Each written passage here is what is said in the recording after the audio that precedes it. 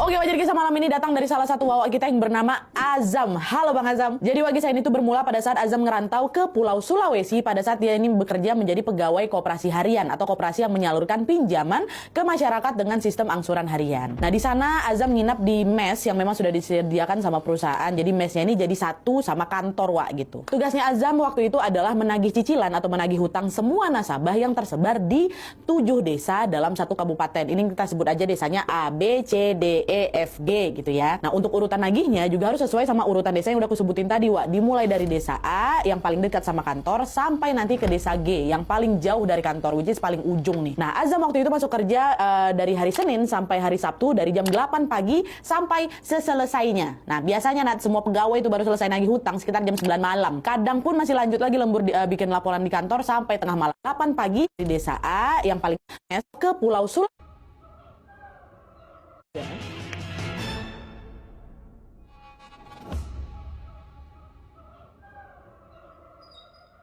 Oke, Wajar Kisah malam ini datang dari salah satu wawak kita yang bernama Azam. Halo Bang Azam. Jadi Wajar Kisah ini tuh bermula pada saat Azam ngerantau ke Pulau Sulawesi pada saat dia ini bekerja menjadi pegawai koperasi harian atau koperasi yang menyalurkan pinjaman ke masyarakat dengan sistem angsuran harian. Nah, di sana Azam nginap di mes yang memang sudah disediakan sama perusahaan. Jadi mesnya ini jadi satu sama kantor Wak gitu. Tugasnya Azam waktu itu adalah menagih cicilan atau menagih hutang semua nasabah yang tersebar di 7 desa dalam satu kabupaten. Ini kita sebut aja desanya A, B, C, D, E, F, G gitu ya. Nah, untuk urutan nagihnya juga harus sesuai sama urutan desa yang udah aku sebutin tadi, Wak. Dimulai dari desa A yang paling dekat sama kantor sampai nanti ke desa G yang paling jauh dari kantor, which is paling ujung nih. Nah, Azam waktu itu masuk kerja dari hari Senin sampai hari Sabtu dari jam 8 pagi sampai seselesainya. Nah, biasanya semua pegawai itu baru selesai nagih hutang sekitar jam 9 malam. Kadang pun masih lanjut lagi lembur bikin laporan di kantor sampai tengah malam. Kayak gitu terus sistem kerja mereka. Nah, waktu awal bekerja, Azam masih ditemanin sama salah satu seniornya untuk menagih hutang ke desa-desa tadi. Tapi setelah 1 minggu bekerja, barulah Azam dilepas nagih sendirian. Udah gak ada pendampingan lagi. Awalnya semua berjalan lancar, Wak. Azam mulai terbiasa sama ritme kerja di sana. Dia juga udah hafal nih sama rute jalan menuju ke 7 desa tempat dia nagih hutang. Dan FYI, Wak, setiap berangkat ke desa-desa tadi, Azam ini pasti ngelewatin jalan aspal sempit khas pedesaan yang masih asri. Nah, jalan dari desa A sampai desa D itu yang masih relatif aman-aman aja dia. Dari desa 1 sampai desa 4 masih aman. Tapi memasuki desa E sampai desa G itu jalanannya makin sepi. Sepanjang jalan tuh cuma ada pohon-pohon dan juga beberapa warung di pinggir jalan. Sepi. Dan ada satu jalan di dekat desa desa kelima yang gelap kali. Ini kalau malam udah malam datang nih ya, itu pasti gelap karena memang gak ada penerangan dan pohon-pohon itu juga rimbun kali. Nih dekat jalan di E itu. Nah, selama 2 minggu bekerja, Azam gak pernah ngalamin kejadian aneh apapun, baik di kantor maupun di desa-desa tempat dia nagih hutang ini. Tapi setelah 1 bulan kerja di sana, disitulah Azam mulai ngalamin beberapa gangguan di kantornya. Awalnya gangguannya masih ringan-ringan aja. Kadang waktu lagi lembur malam nih, Azam suka dengar suara langkah kaki di lorong kantor. Padahal waktu dicek nggak ada siapa-siapa. Pernah juga beberapa kali dia ini ngerasa kayak ada orang yang berdiri di belakangnya waktu dia lagi kerja. Waktu aku tengok nggak ada juga, kosong. Terus Azam ini juga beberapa kali dengar kayak ada suara monyet, Wak. Suara monyet saut-sautan dari arah belakang kantor. Entah itu betulan suara monyet atau bukan, tapi yang jelas suara monyet itu terdengarnya aneh gitu loh. Kadang suaranya dekat, macam ada dalam kantor itu. Kadang jauh, kadang dekat lagi, habis itu kadang jauh lagi. Dan biasanya munculnya waktu suasana kantor tuh lagi sepi-sepinya. Tapi anehnya selama kerja di sana, Azam nggak pernah sekalipun ngelihat ada monyet berkeliaran di sekitar kantor. Nggak pernah ada. Kawan-kawan, aku juga nggak pernah ngelihat ada monyet. Dan nggak cuma Azam aja deh, Wak, ya. Beberapa pegawai lain juga sesekali suka ngalamin hal yang serupa. Tapi karena kejadiannya nggak terlalu sering dan tidak ada yang betul-betul ngelihat sosok aneh secara langsung di kantor itu, mereka milih buat ya udah nggak usah terlalu ngambil pusing ya kan. Azam menganggap itu cuman salah lihat aja atau mungkin karena lagi kecapean gitu kan. Toh dia ini juga baru 1 bulan kerja di situ.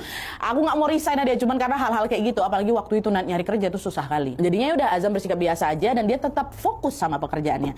Walaupun udah ada gangguan-gangguan di kantor. Tapi ternyata makin dibiarkan, gangguannya malah makin banyak. Dan makin lama kok ya makin ekstrim. Bahkan pernah dalam 1 hari, Wak, Azam ini ngalamin banyak kejadian menyeramkan secara berturut-turut dari siang bolong Nadia sampai malam. Masuk ke kejadiannya. Jadi, pada suatu hari ini, seperti biasa Azam berangkatlah nagih hutang sekitar jam 8 pagi.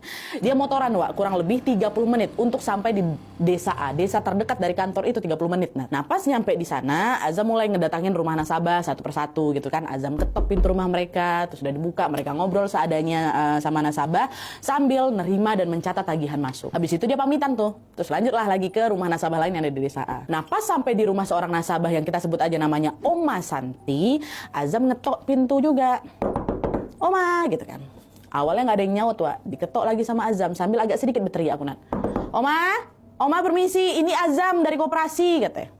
Oma gitu, tapi udah diketok berkali-kali nggak ada juga suara apapun dari dalam. Azam mikir, oh mungkin si Oma lagi nggak ada di rumah gitu ya. Jadi udah Azam nih mau lanjut nagih lagi ke nasabah lain. Tapi pas Azam nih baru mau jalan ke motornya, baru balik badan ini, tiba-tiba ada yang teriak dari dalam rumah. Iya bang, sebentar, saya keluar katanya gitu. Tapi suaranya kedengeran kayak suara cewek yang masih muda. Nah dia, padahal itu Oma Santi itu umurnya udah 70-an tahun. Dan setahu si Azam, Oma tuh tinggal sendirian. Azam mikir, oh tadi itu mungkin suara anak atau cucunya Oma yang memang lagi nginep di sana, lagi berkunjung ke rumah kali gitu ya. Jadi udah di situ Azam nungguin di tempat dia berdiri tuh sampai si cewek ini keluar. Dia kan katanya, bentar bang, saya keluar kata gitu kan. Aku tunggu udah di luar. Kan beberapa menit ditunggu, nggak ada siapapun yang keluar dari pintu tuh. Aku balik lagi ke depan pintu, aku ketok lagi sambil agak lebih teriak lagi, Oma, ini saya masih di luar ini, saya masih nunggu nih, Oma gitu kan. Nah dengar teriakan itu baru ada yang keluar dari rumah.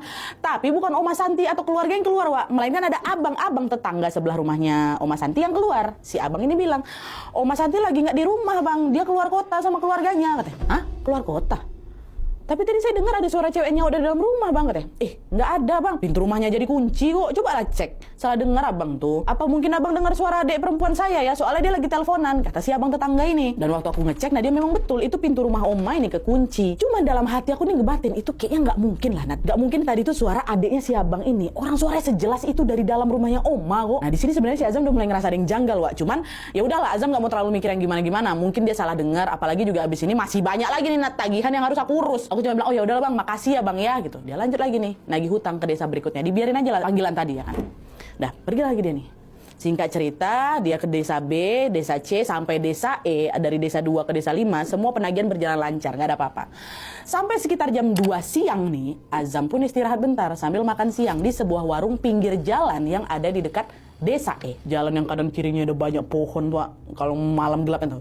Dia tegak dia makan di situ, di warung situ. Siang tapi ini jam 2. Pas lagi makan siang, Azam lihat ada cewek, Wak, lewat depan warung itu. Cewek tuh nggak pakai sendal, pakaiannya serba hitam. Dan kepalanya botak plontos. Botak licin plontos. Yang bikin aneh, cewek tuh nggak cuma jalan aja, Nan. Tapi dia melotot semelotot itu ke arah aku.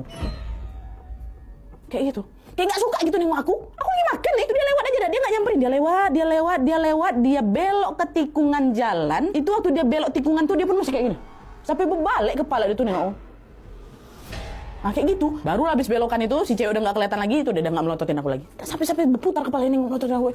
Apa nih? Aku nanyalah ke ibu warung. Bu, maaf bu, tadi tuh cewek pelontos yang lewat depan warung nih warga sini kah bu, katanya. Ya mana nak? Dari tadi nggak ada orang yang lewat perasaan, kata si ibu itu. Tadi loh bu ada cewek buta lewat depan sini ha, katanya. Salah lihat mungkin lagian, masa iya ada cewek kepalanya botak? Warga sini nggak ada yang kayak gitu nak, kata si ibu. Waktu dengar itu merinding aku tiba-tiba, Nat. Apanya? Aku tengok tadi sejelas itu orang di jalan, kok lumayan lama juga dari jalan sampai belok habis itu hilang. Jelas-jelas tadi ada cewek kepala botak lewat depan mataku, lewat warung ini. Sempat pula aku beradu tatap kok sama dia ya kan. Nah di situ Azam udah agak mulai ngerasa ada yang aneh, Wak, sama hari itu, karena sepanjang siang itu kan dia berarti sudah ngalamin 2 hal aneh kan. Yang pertama dengar suara cewek di rumah Oma Santi, ya kan. Terus yang kedua ngelihat cewek kepala botak plontos dekat warung itu. Tapi ya udah, Azam lagi-lagi nggak mau terlalu mikirin, karena abis ini aku harus lanjut lagi nih nagih hutang ke F dan G ya. Tadi baru 5 desa, ada 2 desa lagi. Aku nggak mau mikirin itu lagi, nanti takut ngeganggu kerjaan aku. Akhirnya udah selesai makan, Azam bayar makanan tadi. Sekitar jam 3 sore dia lanjut motoran ke desa ke-6, desa F. Dah. Di desa F semua berjalan lancar, Wak. Dah aman nagih-nagihnya. Terus sorenya Azam lanjutlah ke desa terakhir nih, di desa G. Nah FYI, Wak, di desa G ini jumlah nasabahnya itu yang paling banyak. Jadi butuh waktu lama untuk nagih satu persatu ke rumah-rumah yang ada di desa G. Tapi walaupun yang ditagih ini banyak, biasanya Azam ini tetap bisa nyelesain nagih itu sebelum jam 9 malam. Nah, sebanyak-banyaknya nasabah jam 9 malam sudah kelar. Dah, ditagih lah itu rumah 1, rumah 2, rumah 3 aman. Mereka juga pada aman, kooperatif semua. Semua nasabah pada bayar seperti biasa. Tapi lama-lama aku ngerasa kok jumlah nasabah yang kutagih ini kayak nggak habis-habis ya. Bahkan beberapa kali aku tuh ngerasa pernah datang ke rumah yang sama, ngobrol sama orang yang sama, bahkan nerima setoran dari orang yang sama juga. Kayaknya udah kesini lah aku. Dan padahal waktu aku cek catatan ini, cek buku catatan, nama-nama yang dia tagih itu tetap berbeda. Aku cek kan, enggak deh, beda. Tapi kok kayak pernah kesini aku ya? Apa ya? Rasanya jadi macam muter-muter di situ-situ aja tuh loh, Wak. Gegara itu, Azam nih baru sampai di rumah nasabah terakhir di Desa G itu sekitar jam 11.20 malam, setengah 12 malam.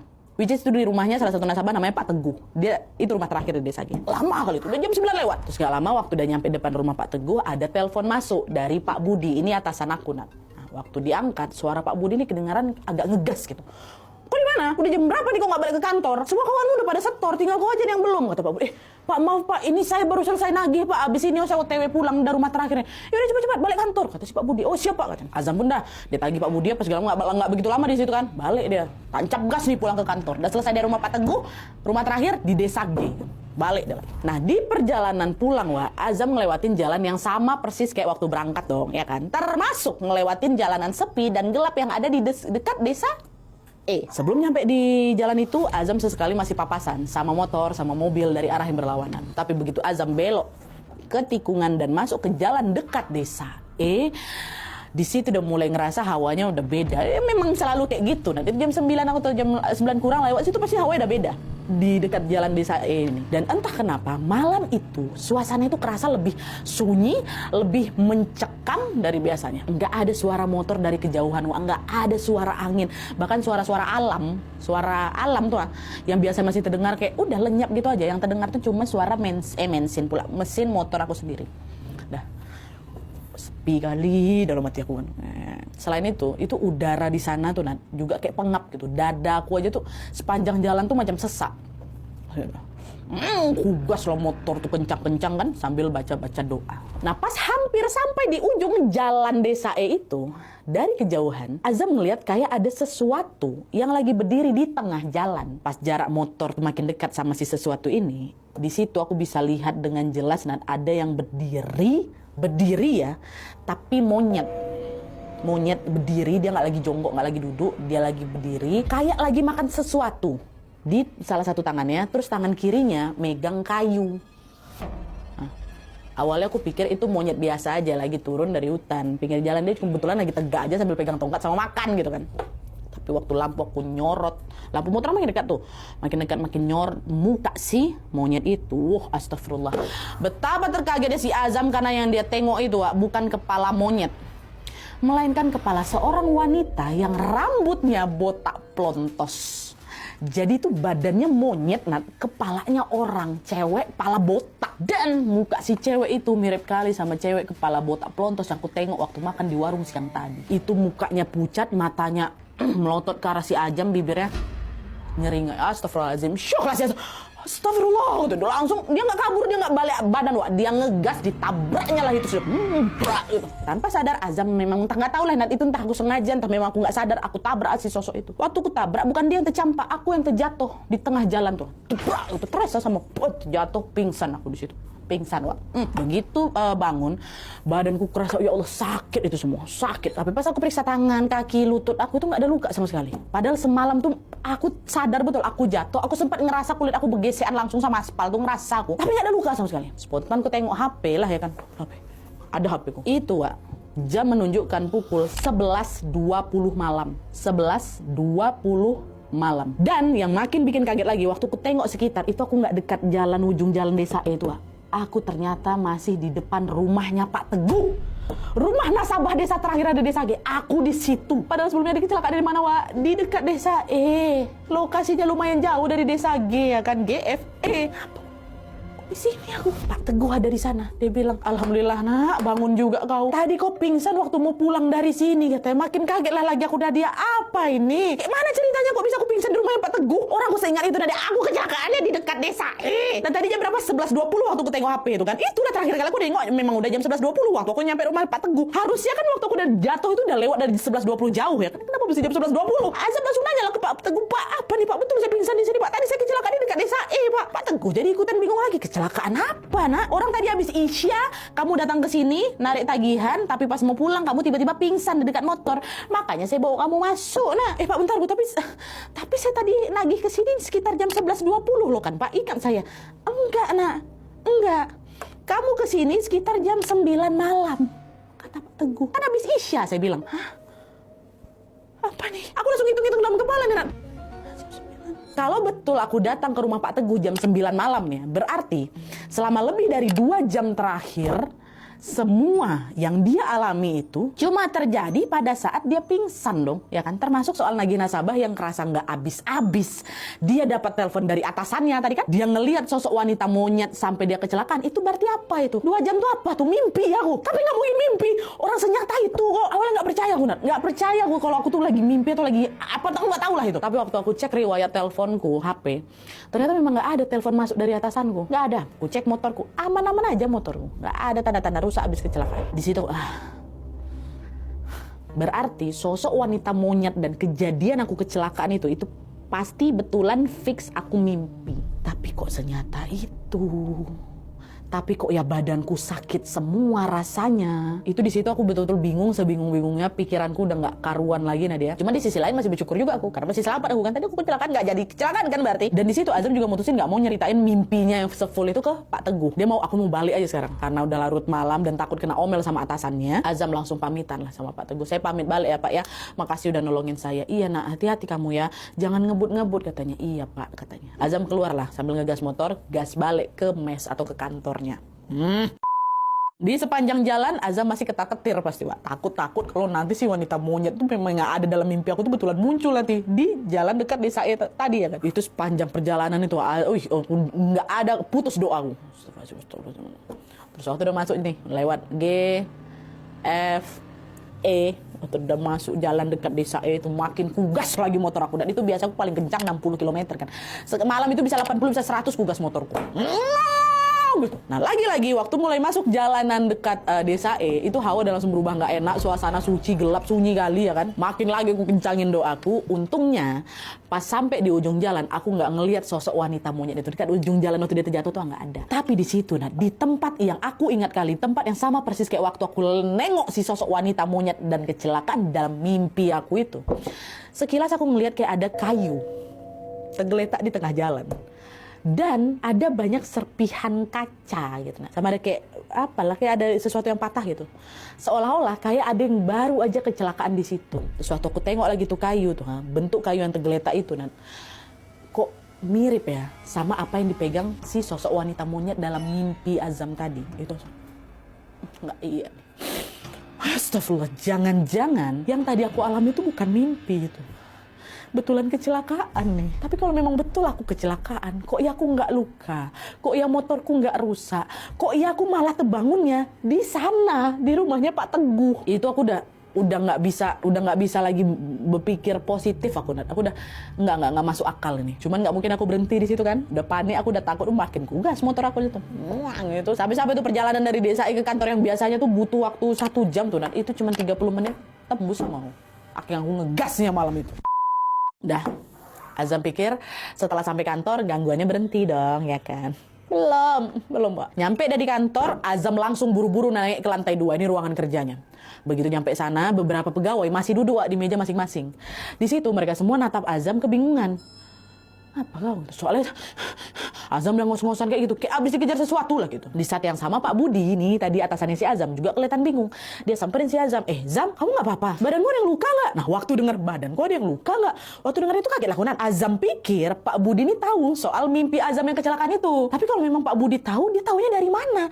Kan itu cuma mimpi. Dan Azam ini juga belum nyeritain soal kejadian tadi ke siapapun kan. Even Bapak Teguh juga dia nggak nyeritain. Belum dijawab sama si Azam, Pak Budi malah nanya lagi, rokok saya mana Azam? Katanya. Makin bingung lagi lah si Azam. Ngapa kok tiba-tiba Pak Budi nanyain soal rokok pula nih? Aku jawab, Pak, saya nih baru nyampe, Pak. Saya baru ambil setoran. Bapak nggak ada nitip beliin rokok waktu saya di jalan. Katanya. Ketawa Pak Budi. Lucu kau. Jelas-jelas kau tadi udah balik, Zam. Kau udah laporan sama aku. Terus barusan aku suruh kau pergi ke warung bentar beli rokok. Tapi belum ada 5 menit nih. Kau udah balik lagi. Ku kira kau ngebut. Makanya tadi ku tanya, ada yang luka nggak badanmu? Takutnya kau bisa jatuh pula di jalan saking ngebutnya. Itu kata. Speechless lah aku. Itu ya Allah, rasanya otak aku tuh udah nggak sanggup lagi mencerna apa yang baru aja aku dengar dari si Pak Budi nih. Apanya nih? Aku jelasin lagi sama Pak Budi. Pak, saya nih betulan baru aja pulang dari nagih. Tengok nih Pak, setorannya masih saya bawa. Pak, tadi saya pingsan Pak di rumah nasabah terakhir. Makanya saya kemalaman pulangnya. Nah waktu dengar itu makin ketawa Pak Budi. Sama yang lain, kawan-kawan aku yang lain tuh juga macam kayak nggak percaya gitu. Soalnya dari POV mereka semua lihat Azam udah balik ke kantor dari tadi ya. Beberapa pegawai juga ngelihat si Azam duduk di mejanya, terus nggak lama dipanggil sama Pak Budi, tak mungkin laporan apa kayak gimana. Habis itu keluar disuruh beli rokok. Enggak aku baru pulang aku. Coba berdebat tuh, enggak apanya, orang semua pada nengok aku balik kok. Kantuk kok ya. Itu berdebat kami tuh, sampai di situ udah muak aku kan, aku bilang, cek CCTV, nggak percaya kalian. Cek biar jelas kalau memang aku baru pulang ini, katanya. Setuju Pak Budi, Pak. Akhirnya mereka semua nih pergilah ke ruangan monitor kan, mau ngecek CCTV. Mereka semua ngamatin aktivitas di ruang kerja itu dari jam 8:30 malam sampai jam 1 malam, Wak. Di rentang jam itu yang mereka cek. Azam yang betul, Wak. Di situ Pak Budi sama yang lain dibuat shock gegara yang terekam di CCTV. Memang betul ya, kalau Azam baru pulang ini barusan jam 1 malam ini dia baru pulang. Sedangkan beberapa jam sebelumnya yang katanya Azam udah pulang duluan terus disuruh beli rokok ini, itu sama sekali nggak ada di CCTV. Nggak ada. Ya Allah, langsung merinding aku. Semua yang di situ juga langsung merinding. Karena dari semua cerita Pak Budi ditambah juga bukti CCTV, berarti kan kemungkinan tadi tuh ada sosok yang nyerupain Azam, iya dong, datang ke kantor saat dia lagi pingsan di rumahnya Pak Teguh. Di rentang jam 9 itu masih di rumah Pak Teguh aku tuh. Makanya waktu aku udah pulang kan dari jam 11 lewat lebih itu kan, waktu aku masih di rumah Pak Teguh, aku nggak diteleponin, aku nggak di-chat-chatin karena mereka tahu ya aku udah balik. Di sana aku udah balik. Semua lihat, semua kawan-kawannya lihat. Itu ada sekitar 6-7 orang lah di sana. Lihat, itu ada aku tuh duduk di situ. Nah di situ tuh waktu dong pada heboh itu kan, semua dia diam. Pak Budi dia lebih fokus, dia kayak, nah, kita kumpul dulu semua. Disuruh ngumpul nih sama Pak Budi. Terus itu Pak Budi bilang, sebenarnya dari dulu waktu di sini nih saya memang sering ngerasa ada kejadian-kejadian kayak gini sih. Maksudnya kayak ada yang datang tapi bukan dia, kayak gitu loh. Tapi selagi kita nggak macam-macam, insya Allah nggak akan ada hal buruk yang terjadi sama kita. Ini bukan kali pertama kata dia kayak gitu. Nah waktu dengar itu sebenarnya aku udah greget juga. Nah dia pengen nyeritain semua kejadian yang sudah aku alami tadi malam. Bukan tadi malam, hari ini gitu kan. Tapi aku nggak mau bikin yang lain tambah takut lagi, soalnya kan kami tinggal di sana ya kan. Jadi ya udahlah, nanti aja aku ceritain. Pak Budi ngajak, udah oke, semua berdoa dulu, baru nanti habis sudah selesai kerjaannya istirahat. Jam 2 malam tuh kami baru udah selesai laporan, menyempat-nyempatkan bikin laporan itu, udah selesai, balik ke mes, tidurlah di kamar masing-masing. Untungnya malam itu aku udah nggak diganggu lagi, aku bisa tidur gitu. Ceritanya masih lanjut, Wak. Keesokan harinya nih, besok harinya betul. Sebelum semua pegawai berangkat nagih hutang, Pak Budi kan ngumpulin lagi nih semua pegawai di ruang kerja kan. Mereka briefing dan doa bersama lagi. Setelah selesai, semua pegawai pun bersiap mau ngambil motor di tempat parkir.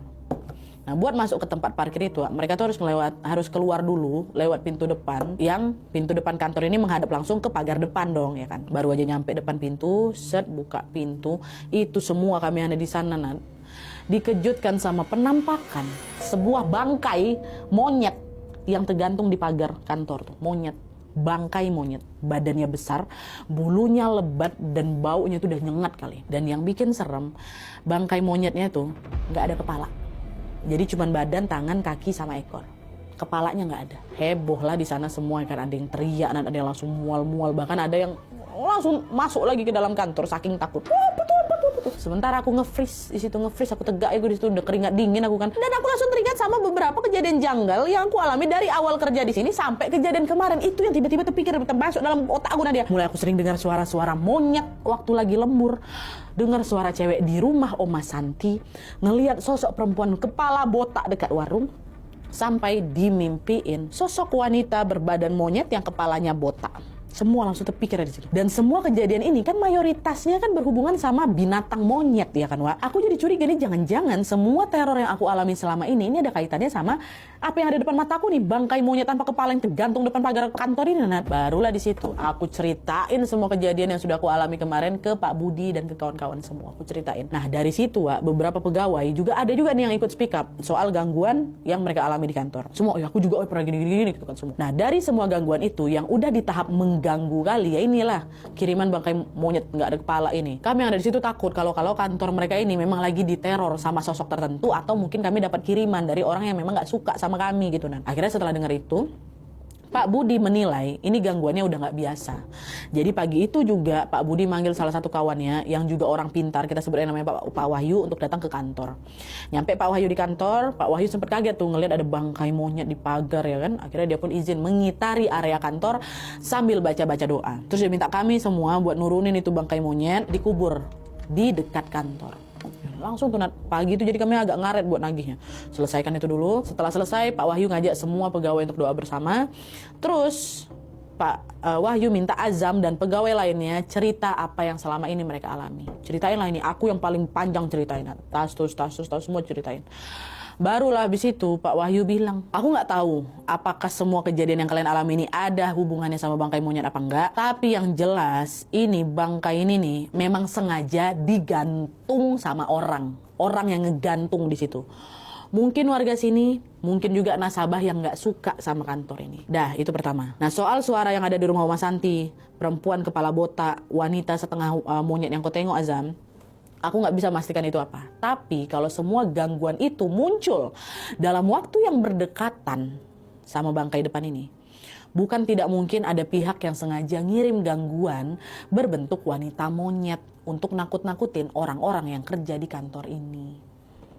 Gitu. Jadi dapat kirimannya berupa itu. Takutlah kami semua di situ kan. Ada kawan aku nanya, terus biar kita nggak diganggu nih gimana Pak? Selama kalian kerja di sini, mungkin kalian akan tetap ketemu hal-hal kayak gini. Tapi udah kalian nggak usah takut. Yang penting perbanyak doa dan jaga ibadah kalian. Insya Allah nggak akan sampai terjadi hal-hal buruk. Tadi kantor ini juga udah kupagarin sama doa. Semoga setelah ini udah nggak ada lagi gangguan yang aneh-aneh, kata Pak Wahyu. Dan untungnya betul manjur memang doa itu. Setelah Pak Wahyu datang, didoain, kami juga perbanyak lagi doanya. Gangguan-gangguan yang mereka alami perlahan-lahan mulai berkurang. Walaupun sesekali masih ada juga kejadian-kejadian aneh. Sampai sekarang aku nggak tahu pasti apakah semua teror itu tuh memang ulah seseorang yang sengaja ngirim gangguan, atau memang ada sesuatu yang selama ini ngikutin mereka. Tapi yang jelas saat ini atau saat itu Azam masih bertahan kerja di sana selama beberapa bulan sebelum akhirnya dia resign dan pindah ke kota lain. Begitu ceritanya. Oke Wak, jadi itu tadi pengalaman horor yang dialami sama Azam waktu dia lagi kerja menjadi pegawai koperasi. Azam yang awalnya niat ngerantau untuk dapat penghasilan yang lebih baik ya kan Wak ya, malah harus berhadapan dengan serangkaian kejadian mistis yang sampai sekarang pun itu nggak akan bisa aku lupain. Dan juga sampai sekarang masih jadi tanda tanya besar sih dalam hidup aku. Entah sosok wanita monyet yang aku tengok kemarin itu atau waktu itu tuh betul-betul ada, atau cuman gangguan yang sengaja dikirim sama orang. Aku juga nggak tahu entah siapa sosok yang nyerupain diri aku di dalam kantor itu. Entah juga kejadian yang aku kecelakaan itu betulan apa cuman mimpi. Dan apa hubungannya semua kejadian ini dengan bangkai monyet yang ditemukan depan kantor tuh aku nggak tahu jawabannya. Sampai hari ini Wak, Azam masih belum menemukan jawaban pastinya. Dan sebenarnya kita juga nggak harus tahu jawaban pastinya kan Wak. Yang kita dengar kan cerita horornya itu. Horor kok bisa gitu ya? Serem kan Wak? Beda gitu kan seremnya. Terima kasih Bang Azam sudah berbagi cerita horornya di kami semua. Dan juga buat kalian juga pengen berbagi kisah horornya, jangan lupa langsung kirim aja